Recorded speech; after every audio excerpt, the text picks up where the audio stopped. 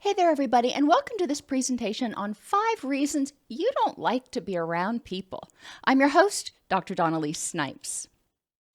There are a lot of reasons why someone may not want to be in a crowd or even around other people. So let's take a look at a few of those, and not all of them are because of social anxiety. The first one is introversion. Some people are simply wired that way. They prefer to be alone a lot of the time or in small groups with one or two other people. But being in environments with lots of other people feels really overwhelming and overstimulating to them.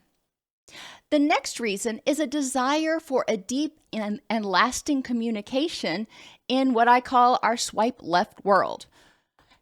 In today's environment, being able to connect with people all over the world and having our fishbowl be a lot bigger than it was in the 80s and 90s and before, it is appealing to some people to swipe left, if you will, or stop a relationship the minute that it's not exactly what they're looking for, and they go looking for something else. They try to find whatever it is again. So when this happens to you, when you get ghosted enough times, you may feel like, you know what, it's not worth the effort to put into this if I'm just going to get ghosted. And I am so tired of having to start new relationships and go through all that small talk and everything else just to have it end up disappearing in a month or two.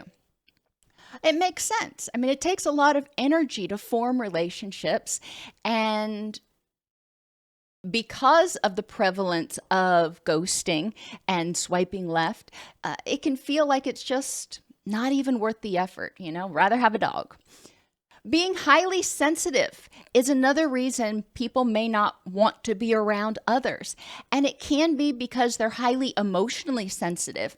So when they're in groups with others, or even maybe with another person, the intensity of that other person's or those other people's emotions can just be exhausting and overpowering and overwhelming.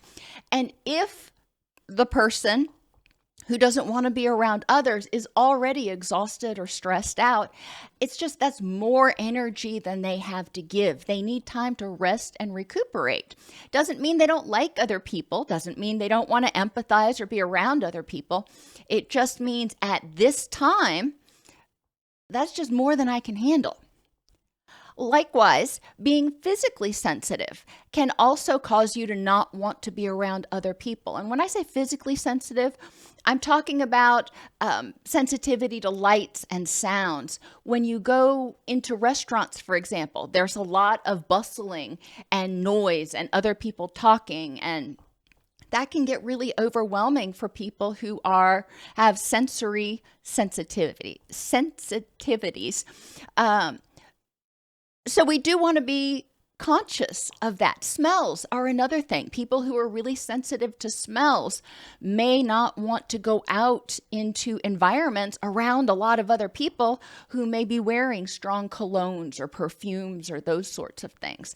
It's really important, and I'm going to point to this in the summary, but I'll say it now too. It's really important to examine what your behavior is communicating. If you don't want to be around other people, why? What is it saying? And it may just be your body saying, that's more than I can handle right now, or that's overwhelming. So thinking of, do I need to rest? Do I need to do something different so I feel safe? Can be important strategies to improving your rich and meaningful life. Now, insecure attachment is another reason why some people might not want to be around others. They've experienced abandonment issues. They have had bad relationships, and it probably dates back to their family of origin, but maybe not. And having been in those dysfunctional relationships enough, the person may get into a relationship, may be around other people, and be concerned that, hey, if I make myself vulnerable and they go away, it's going to hurt too much. And I don't want to do that. I don't want to be hurt again. I don't want to be abandoned again. Which takes us into the similar but somewhat different point of people with a history of abuse or trauma may also not want to be around other people, especially large crowds, because they don't feel safe. Trauma is generally perpetrated, not always, we have things like tornadoes, but generally trauma is perpetrated by another individual, either intentionally or unintentionally. So when the person who has experienced trauma is in an environment around other people, especially around people they don't know, it can be really stressful. And their hypervigilance kicks into full gear, and they're on edge, and they're stressed out, and they're tense, and they can't relax and have fun. So it can be just too overwhelming and too stressful for them to be around a lot of other people.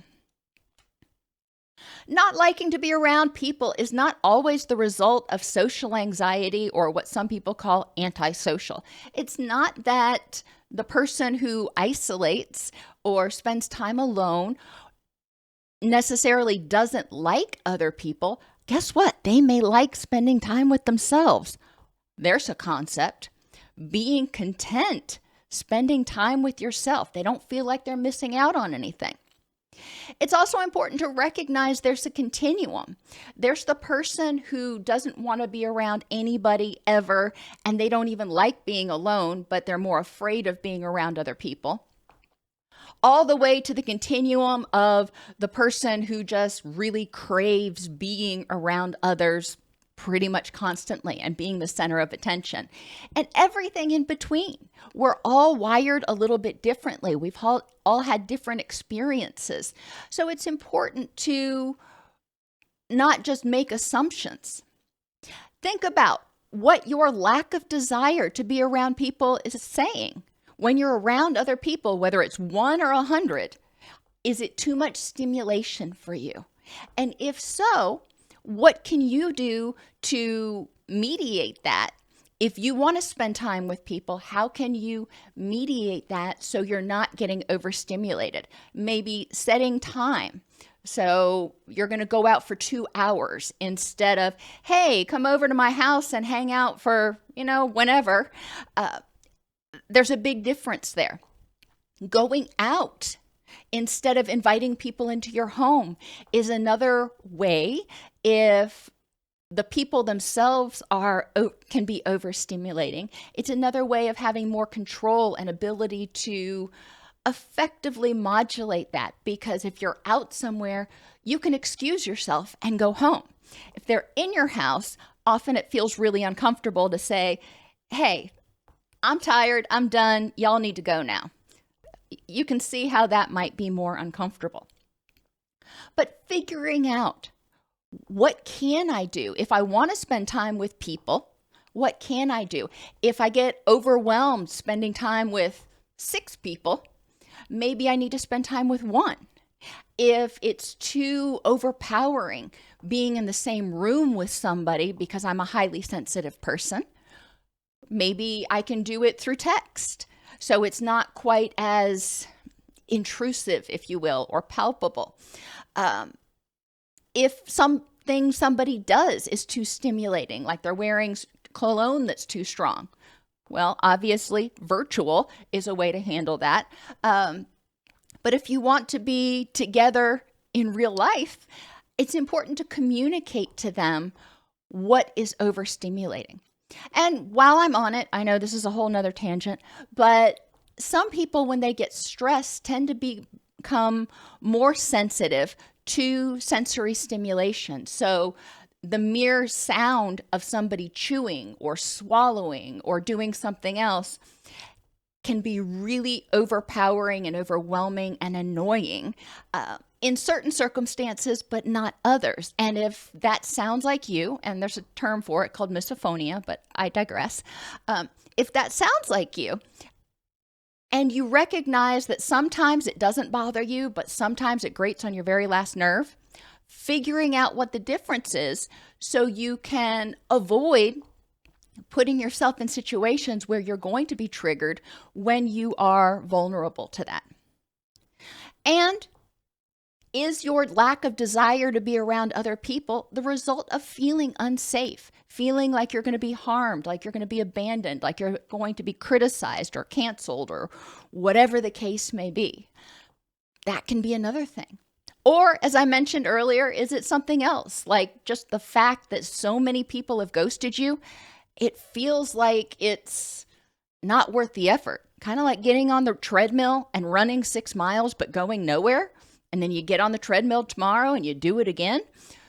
Sometimes you think, oh, what's the point?